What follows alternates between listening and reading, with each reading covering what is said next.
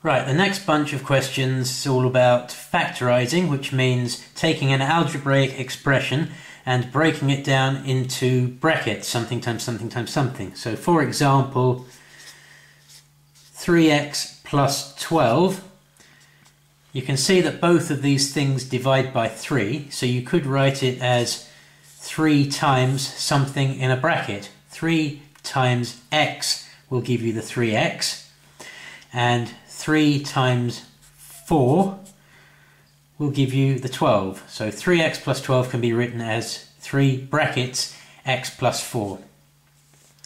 And then if you remember from class, we also had ones with x squared in.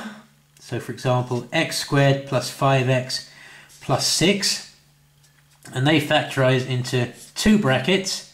And you had to think of factors of 6 that add up to 5.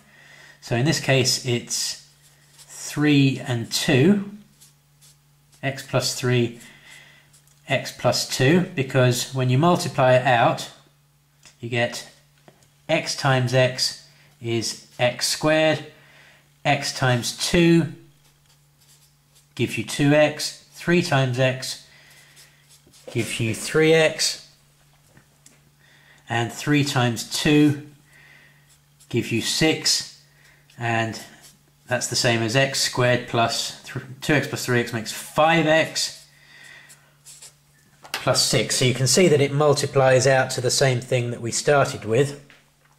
So just remember, the key to it is looking for 2 numbers that multiply to give the number on the end. So 3 times 2 is 6, and add up to give the x number. 3 plus 2 is 5, and that works because you get the 3x plus the 2x making the 5x. So on to the exam questions. Okay, question 1. It says that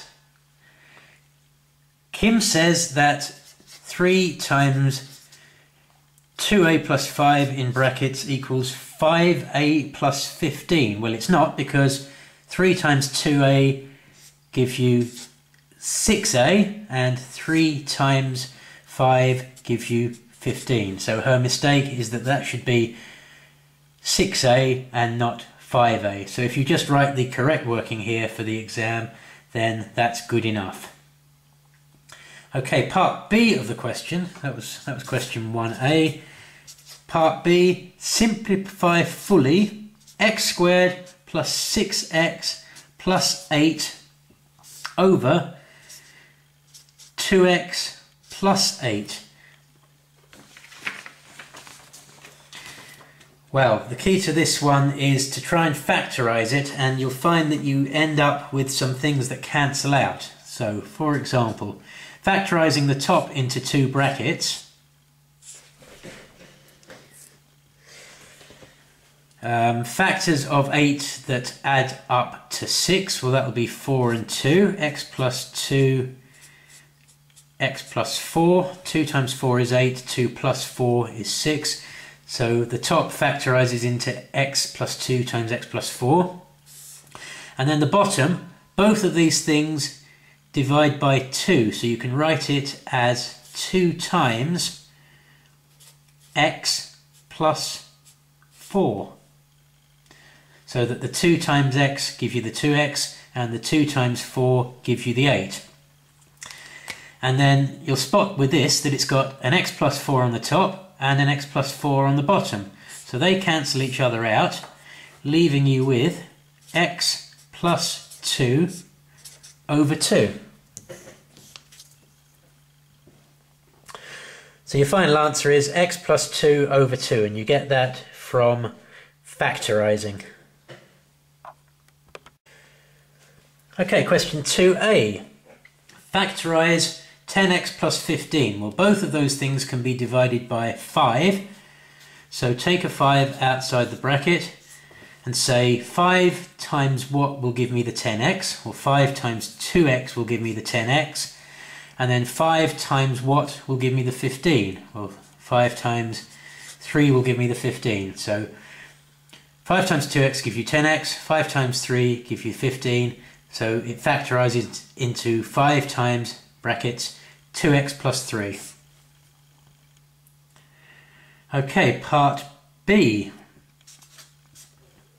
Factorize y squared minus 2y. Well, you can see that both of those things can be divided by y.